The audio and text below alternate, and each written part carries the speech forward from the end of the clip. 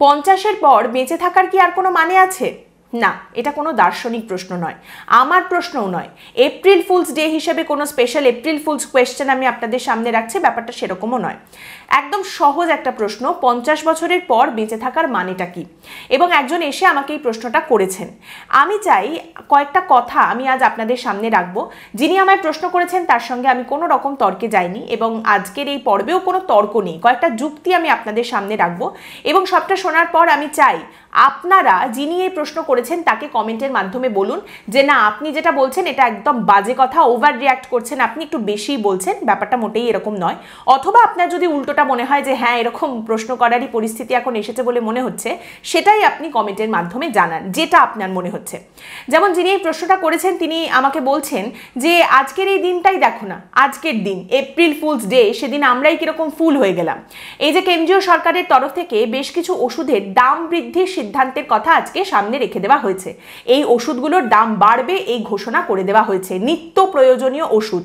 এবং ওষুধের এক একটা পাতা বা এক একটা স্ট্রিপের দাম বাড়বে তা কিন্তু নয়, এক একটা ট্যাবলেট, এক একটা ক্যাপসুলের দাম বাড়বে। তো এর মধ্যে কোন কোন ওষুধ রয়েছে? আপনি ধরুন সব রকমের, প্রায় সব রকমের রক্তচাপের ওষুধ রয়েছে, কিডনির ওষুধ রয়েছে, রক্তের যে বিভিন্ন রোগ মানে সিকল সেল বা হিমোফিলিয়া, রক্ত জমাট বাঁধা বা রক্ত পাতলা করার যে ওষুধ, এই সমস্ত ওষুধগুলো এর মধ্যে রয়েছে। তার সঙ্গে insulin, gastro, stroke, diarrhoea, cholesterol, পক্ষাঘাত, এই ধরনের সমস্ত ওষুধও এর মধ্যে রয়েছে। এমনকি পেন কিলার এবং জ্বরের ওষুধও কিন্তু এর মধ্যে রয়েছে। এই সব ওষুধের দাম বাড়ছে। এবার আপনার বয়সটা যদি 30-এর কোঠায় হয় তাহলে আপনার হয়তো এটা শুনে খুব একটা গায়ে লাগবে না, কারণ এখনো পর্যন্ত সম্ভবত আপনার প্রত্যেক দিন ওষুধ খেতে হয় এমন কোনো পরিস্থিতি তৈরি হয়নি। কিন্তু আপনার বয়স যদি 50-এর ওপরে হয়, 50-এর কোঠায় যদি আপনি থাকেন, তাহলে সম্ভাবনা রয়েছে যে কোনো না কোনো ওষুধ আপনাকে প্রত্যেক দিন খেতে হয়, হয়তো একটাই খেতে হয় বা একাধিক খেতে হয়, কিন্তু ওষুধের ওপর আপনার একটা নির্ভরতা রয়েছে। তাহলে সেক্ষেত্রে আপনার মাসে ওষুধের খরচ যদি আমি ধরে নিই 5 বা 6,000 টাকা ছিল, এই ওষুধের দাম বৃদ্ধির ফলে সেই খরচটা গিয়ে আপনার অন্তত 7 বা 8,000 টাকায় দাঁড়াবে। তবে একদিক দিয়ে ভালো, আপনি যদি 50-এর কোঠায় থাকেন তাহলে আপনি মোটামুটি এখন থেকেই নিজেকে তৈরি করে রাখতে পারবেন যে 60 বছরে পৌঁছাতে পৌঁছাতে ওষুধের প্রয়োজনীয়তাও যেমন আপনার বাড়তে পারে, তেমনি ওষুধের খরচ কিন্তু আপনার অবশ্যই করে বাড়বে। মানে যে ওষুধের খরচ মাসে মোটামুটি 5,000 থেকে আপনি শুরু করেছিলেন, সেটা মিনিমাম কমপক্ষে 10,000-এ গিয়ে দাঁড়াবে। আর 60 বছর বয়স যদি আপনার হয়ে যায়, তার মানে আপনি অবসর গ্রহণ করে নিয়েছেন। এবার অবসর গ্রহণ করেছেন মানে আপনি পেনশন পাচ্ছেন। পেনশন কিন্তু আপনার বাড়ছে না, কিন্তু ওষুধের দাম বাড়ছে। কিন্তু এইভাবে চিন্তা করলে চলে নাকি? যুক্তি তো এটাও রয়েছে যে আরে ওষুধের দাম বেড়েছে অমনি গায়ে লেগে গেল। হ্যাঁ, পার্টি করার টাকার কোনো অভাব হয় না, সিনেমা দেখতে যেতে পারো, পার্লারে যেতে পারো, ঘুরতে যেতে পারো, আর ওষুধের দাম যেই একটু বেড়েছে সঙ্গে সঙ্গে গায়ে লাগছে খুব। আরে ছেলে মেয়ে রয়েছে তো, তারা চাকরি বাকরি করছে, টাকা পয়সা কামাচ্ছে, তারা ওষুধ কিনে দেবে। এইরকম একটা যুক্তিও অবশ্যই করে সামনে আসতে পারে। বেশ, তাহলে এর পরের আরেকটা কথায় আমরা যাই। আপনি দাম বাড়ছে কোনো ব্যাপার না, কিনে ফেলবেন সমস্ত ওষুধ, কিন্তু আসল ওষুধ নাকি নকল ওষুধ কোনটা আপনি কিনছেন এই এত টাকা দাম দিয়ে, সেটা আপনি ধরবেন কি করে? এবং আপনি ধরার থেকেও বড় কথা, এটা কে ধরবে? ধরার মতো কেউ আছে কি? আপনারা জানেন পশ্চিমবঙ্গের ক্ষেত্রে এই খবর কিছুদিন আগেই উঠে এসেছে যে পশ্চিমবঙ্গের বিভিন্ন প্রান্তে কোটি কোটি টাকার জাল ওষুধ ঘুরে বেড়াচ্ছে বাজারে। ভিন রাজ্য থেকে আমাদের রাজ্যে এই সমস্ত জাল ওষুধ প্রবেশ করছে এবং সেগুলো বাজারে একেবারে রমরমিয়ে বিক্রি হচ্ছে। তাহলে এই সমস্ত ওষুধ যেগুলো জাল ওষুধ, সেগুলো ধরার মতো পরিকাঠামো আমাদের রাজ্যের কি রয়েছে? কোনো রকম ইনিয়ে বিনিয়ে উত্তরে না গিয়ে পরিষ্কার উত্তর হচ্ছে না, আমাদের রাজ্যে সেই পরিকাঠামো নেই। আর শুধু রাজ্য কেন, কেন্দ্রেরও নেই। Central drug standard control organisation, তাদের পূর্বাঞ্চলীয় শাখার কাছেও এই রকম পরিকাঠামো নেই যে এই জাল ওষুধ তারা ধরতে পারে। তার সঙ্গে আরও কতগুলো সমস্যা রয়েছে একবার দেখুন। এই ধরনের জাল ওষুধ যদি ধরা পড়ে, যদি একটা মামলা হয়, এই ধরনের মামলা করার জন্য আমাদের রাজ্যে নির্দিষ্ট কোনো আদালত বা ফাস্ট ট্র্যাক কোর্ট কোর্ট নেই। আমাদের রাজ্য সরকারের এই বিষয়ে মামলা করার জন্য কোনো সরকারি কৌশলী বা আইনজীবী নেই। বছরের পর বছর এই মামলাগুলো চলছে। মানে যখন কেউ একজন ধরা পড়ছেন যে এ জাল ওষুধের কারবার করতো, তাকে ধরা হয়েছে, অভিযুক্তকে গ্রেপ্তার করা হয়েছে, বছরের পর বছর সেই মামলা চলতে থাকছে, কারণ নির্দিষ্ট বা ফাস্ট ট্র্যাক কোর্ট নেই, সরকারি কৌশলী নেই। তার ফলে কি হচ্ছে, যারা গ্রেপ্তার হয়েছিল তারা জামিন পেয়ে যাচ্ছে, জামিন পেয়ে বেরিয়ে যাচ্ছে, কোনো রকম সমস্যা নেই। তার সঙ্গে আমাদের রাজ্যের ড্রাগ কন্ট্রোলে 4 বছর হয়ে গেল পূর্ণ সময় ফুল টাইমের পার্মানেন্ট কোনো একজন অধিকর্তা নেই। স্বাস্থ্য দপ্তরের একজন সচিবকে অতিরিক্ত দায়িত্ব দিয়ে ওই ড্রাগ কন্ট্রোলের অধিকর্তা করে রেখে দেওয়া হয়েছে। 2018 পর থেকে এখানে কোনো রকম কোনো নিয়োগ হয়নি, কোনো পার্মানেন্ট নিয়োগ এখানে হয়নি, এবং তারই সঙ্গে 40% পদ এখনো পর্যন্ত ফাঁকা রয়েছে। এবার আপনি বলবেন ঠিক আছে, কোনো ব্যাপার না, আমি একদম ওষুধ যেখানে তৈরি হচ্ছে, ফার্মাসিউটিক্যাল কোম্পানি যারা ওষুধ তৈরি করছে, আমি একেবারে তাদের পকেটের ভেতরে হাত ঢুকিয়ে ওষুধ নিয়ে আসবো, যেখানে ওষুধ তৈরি হচ্ছে সেখান থেকে ওষুধ একদম আমি বের করে নিয়ে আসবো, তাহলে তো জাল ওষুধের কোনো প্রশ্নই উঠছে না, তাহলে আর আমার বাঁচা আটকাইকে আসল ওষুধ আমি এইভাবেই পাবো। তাহলে সেখানে সমস্যা কোথায়? সমস্যা আমাদের দেশেই রয়েছে। অর্থবর্ষ 2024-এ এই খবর সামনে আসছে, যেখানে বলা হচ্ছে আমাদের দেশে 3000টা এইরকম মেডিসিনাল ড্রাগ পাওয়া গেছে যেগুলো আমাদের দেশের কোয়ালিটি স্ট্যান্ডার্ড টেস্ট পাস করতে পারেনি, কোয়ালিটি টেস্ট ক্লিয়ার করতে পারেনি। এবং এর মধ্যে 250টা এরকম মেডিসিনাল ড্রাগ বা ওষুধ রয়েছে যেগুলো ভেজাল, যেগুলো জাস্ট কোনো কাজের নয়, কিন্তু তারপরেও এই ওষুধগুলো বাজারে ঘুরছে। এই সমস্ত ফার্মাসিউটিক্যাল কোম্পানি তৈরি করা এই ওষুধগুলো এখনো পর্যন্ত বাজারে ঘুরছে। তার কারণ আমাদের দেশে বেড়ালের গলায় ঘন্টাটা বাঁধবে কে? এইসব ফার্মাসিউটিক্যাল কোম্পানিগুলোকে ধরবে কে? অভিযুক্ত করবে কে? প্রমাণটা করবে কে? কিন্তু চলো তাও ঠিক আছে, কোনো ব্যাপার না। আরে বাবা, এদিক ওদিক এত ভেজাল খাচ্ছি আর ভেজাল ওষুধ খেতে পারবো না? এত ভেজাল শরীরে ঢুকছে, ইমিউনিটি এমনি তৈরি হয়ে গেছে, ভেজাল ওষুধও আমরা হজম করে দেব, তারপরেও নেহাতি কোনো ঝামেলা হয়ে গেলে চলে যাব হাসপাতালে, ভর্তি হয়ে যাব, চিকিৎসা করাতে চলে যাব। এবার চিকিৎসা করাতে গেলে আপনার কাছে এই মুহূর্তে 3টে অপশন। এক হচ্ছে আপনার কাছে থাকতে হবে স্বাস্থ্যসাথী, অথবা আপনার কাছে থাকতে হবে আয়ুষ্মান ভারত, অথবা আপনার কাছে থাকতে হবে প্রাইভেট মেডিকেল ইন্স্যুরেন্স। এইগুলো খুব ইন্টারেস্টিং জিনিস এই মুহূর্তে। তো এটা একটু ভেঙে দেখা যাক। আমরা প্রথমেই মেডিকেল ইন্স্যুরেন্সের কথায় আসি। মেডিকেল ইন্স্যুরেন্স প্রচুর মানুষ করছেন, কিন্তু এই মুহূর্তে যা পরিস্থিতি তাতে দেখা যাচ্ছে মেডিকেল ইন্স্যুরেন্সের যে প্রিমিয়ামটা দিতে হয় প্রত্যেক বছর, সেই প্রিমিয়ামটা আস্তে আস্তে এত বেড়ে যাচ্ছে যে প্রচুর মানুষের পক্ষে এই প্রিমিয়াম দেওয়াটা প্রায় অসম্ভব হয়ে উঠছে। বিশেষ করে মধ্যবিত্ত মানুষজন বা অবসরপ্রাপ্ত মানুষ, তাদের পক্ষে এই ক্রমাগত বাড়তে থাকা প্রিমিয়াম প্রত্যেক বছর দেওয়াটা প্রায় অসম্ভব জায়গায় চলে যাচ্ছে। অলরেডি 25% এই মেডিকেল ইন্স্যুরেন্সের প্রিমিয়াম বেড়েছে, এরপরে আরও 25% কিন্তু এই প্রিমিয়ামটা বাড়তে পারে। তার সঙ্গে এর উপরে যে জিএসটি রয়েছে সেটা কমবে কিনা সেই দিকে চাতক পাখির মতো সবাই তাকিয়ে বসে রয়েছেন যে মেডিকেল ইন্স্যুরেন্সের প্রিমিয়ামের উপরে আদৌ এই জিএসটিটা কমানো হবে কি না। এবং তারই সঙ্গে একটি সার্ভে বলছে যে মেডিকেল ইন্স্যুরেন্সের প্রিমিয়াম আস্তে আস্তে এত বাড়ছে, সেখানে দেখা যাচ্ছে যে 10 জনের মধ্যে একজন, প্রতি 10 জনের মধ্যে একজন মেডিকেল ইন্স্যুরেন্স ড্রপ করে দিচ্ছেন, তারা আর রিনিউ করছেন না, তারা প্রিমিয়াম দিতে পারছেন না। এবং এরপর যখন ইন্স্যুরেন্সের প্রিমিয়ামের পরিমাণটা আরও বাড়বে, এই ড্রপ করে দেওয়ার সংখ্যাটা প্রতি 10-এ 1-এর থেকে আরও বাড়তে থাকবে, আরও বেশি করে মানুষ এই ইন্স্যুরেন্স আর রিনিউ করতে পারবেন না। কিন্তু তারপরেও কিছু মানুষ রয়েছেন যাদের বক্তব্য হলো ঠিক আছে, যদি প্রিমিয়াম বাড়ে আমি যেভাবে হোক জোগাড় করে সেই প্রিমিয়ামটা দেব, তার কারণ একটা সময় গিয়ে আমি রিটার্ন পাবো।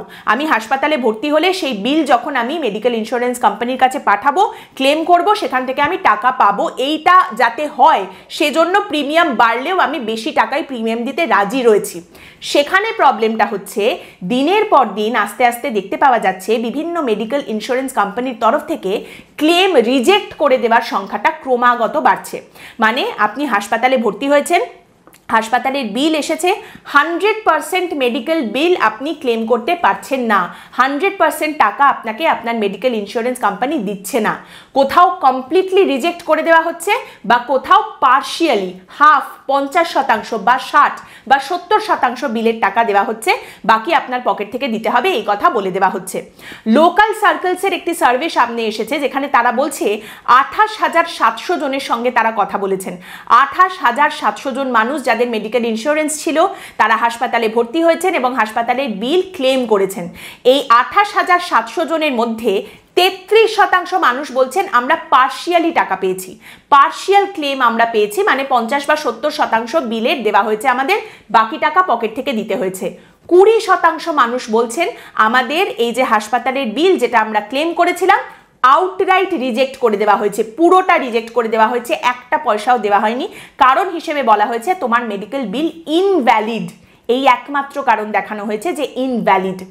আমাদের দেশের insurance regulatory and development authority তাদের তরফ থেকে 2024 অর্থবর্ষে একটি পরিসংখ্যান সামনে রাখা হয়েছে, যেখানে বলা হচ্ছে 2024 অর্থবর্ষে 26,000 কোটি টাকার মেডিকেল ইন্স্যুরেন্স ক্লেম রিজেক্ট করা হয়েছে। এক বছরে 26,000 কোটি টাকার ক্লেম রিজেক্ট করে দেওয়া হয়েছে। এবার এর সঙ্গে পরের প্রশ্ন হচ্ছে ঠিক কত টাকার মেডিকেল ইন্স্যুরেন্স করে রাখলে আপনার মনে হবে যে এনাফ, ঠিক আছে এবার আমি নিশ্চিন্তে থাকতে পারি। কত টাকার? 10 লাখ, 20 লাখ, 50 লাখ, 1 কোটি, কত? সম্প্রতি একজন পলিসি এক্সপার্টের লেখা সোশ্যাল মিডিয়ায় ভীষণ ছড়িয়েছে, প্রচণ্ড ভাইরাল হয়েছে, এবং সেখানে তিনি বলছেন যে প্রাইভেটে চিকিৎসার খরচ আস্তে আস্তে বাড়তে বাড়তে কোথায় যাচ্ছে, প্রাইভেটে চিকিৎসার ক্ষেত্রে ইনফ্লেশন রেটটা যে ঠিক কিভাবে উঠছে এবং কোথায় উঠছে সেটা আগে থেকে বোঝা বা প্রেডিক্ট করাটা আস্তে আস্তে ইম্পসিবল, অসম্ভব হয়ে দাঁড়াচ্ছে। এবং সেখানে তিনি একটা খরচের খতিয়ান সামনে রেখেছেন, যেখানে তিনি বলছেন যে 2015 নাগাদ একটা অ্যাপেন্ডিক্সের অপারেশন করার জন্য প্রাইভেটে খরচ হতো মোটামুটি 70,000 টাকা, এখন 2024-এ দেখতে পাওয়া যাচ্ছে সেই খরচটা গিয়ে দাঁড়িয়েছে 1.5 লাখ টাকায়, 1,50,000 টাকায়। আবার তিনি বলছেন যে 2015-তে আপনি ধরুন আইসিইউ বেডের ভাড়া, প্রত্যেক দিন আইসিইউ বেডের ভাড়া মোটামুটি ছিল 5,000 টাকা, সেটা 2024-এ চলে গেছে 15,000 টাকায়।